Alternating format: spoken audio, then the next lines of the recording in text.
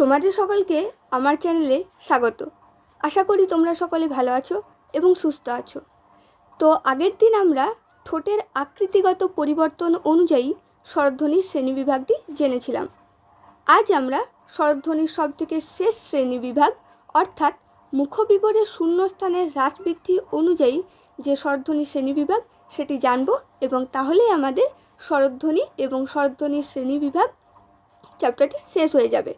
তো চলো শুরু করা যাক। দেখো, আমরা যখন ধ্বনি উচ্চারণ করি তখন মুখের মধ্যে জিভ ওঠানামা করে। স্বভাবতই মুখের মধ্য দিয়ে শ্বাসবায়ু বেরোনোর পথ বা শূন্যস্থানটি কখনো বাড়ে আবার কখনো কমে। অর্থাৎ আমরা যে কোনো ধ্বনি উচ্চারণ করি না কেন, দেখবে কখনো আমাদের জিভ ওপর দিকে থাকে, কখনো নিচের দিকে থাকে, আবার কখনো আমাদের মুখ একটু বেশি খোলা থাকে, কখনো একটু কম খোলা থাকে।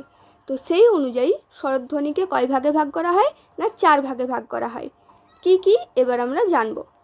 প্রথমে আছে সংবৃত্ত স্বরধ্বনি। যেসব স্বরধ্বনি উচ্চারণ করার সময় জিভ সামনের দিকে সবচেয়ে উঁচুতে থাকে এবং ঠোঁট দুটি সবচেয়ে কম খোলা থাকে তাদের বলে সংবৃত্ত স্বরধ্বনি। যেমন কোনগুলি না হস্যই আর হস্যৌ। এই হস্যই আর হস্যৌকে উচ্চারণ করো। দেখো, এগুলি উচ্চারণের সময় আমাদের জিভ সামনের দিকে এগিয়ে এসে একটু উঁচুতে অবস্থান করছে এবং আমাদের ঠোঁট দুটি অর্থাৎ ওষ্ঠ এবং অধর সব থেকে কম খোলা থাকে। তাই হস্যই আর হস্যৌকে সংবৃত্ত স্বরধ্বনি বলা হয়। এরপর আছে বিবৃত স্বরধ্বনি। দেখো, যে স্বরধ্বনি উচ্চারণের সময় আমাদের জিভ সবচেয়ে নিচে নেমে আসে এবং ঠোঁট দুটি খুব বেশি পরিমাণে খুলে যায় সেই স্বরধ্বনিকে বলে বিবৃত স্বরধ্বনি। যেমন কোনটি না আ। এই আ উচ্চারণের সময় দেখো আমাদের জিভ নিচের দিকে নেমে আসছে এবং ঠোঁট দুটি অর্থাৎ ওষ্ঠ এবং অধর একটু বেশি পরিমাণে খোলা থাকছে, তাকে আমরা বলবো বিবৃত স্বরধ্বনি। অর্থাৎ আ উচ্চারণের সময় আমাদের ঠোঁট দুটি সব থেকে বেশি পরিমাণে খোলা থাকে, তাই আকে বিবৃত বা কেন্দ্রীয় স্বরধ্বনিও বলা হয়। তারপর দেখো আছে অর্ধ বিবৃত স্বরধ্বনি। যে স্বরধ্বনি উচ্চারণে ঠোঁট দুটি বিবৃত স্বরধ্বনির চেয়ে কিছুটা কম খোলা থাকে তাকে অর্ধ বিবৃত স্বরধ্বনি বলে।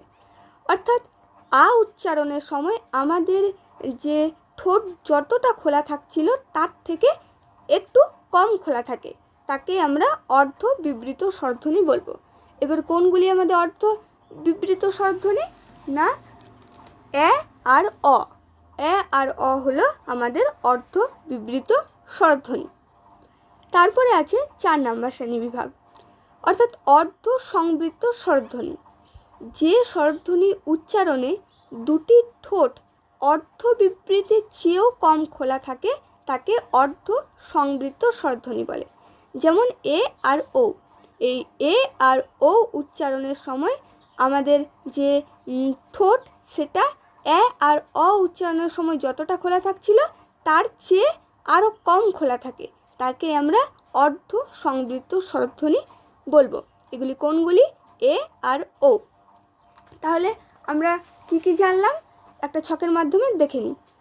দেখো, হস্যই আর হস্যৌ কি স্বরধ্বনি পড়লাম না সংবৃত্ত স্বরধ্বনি।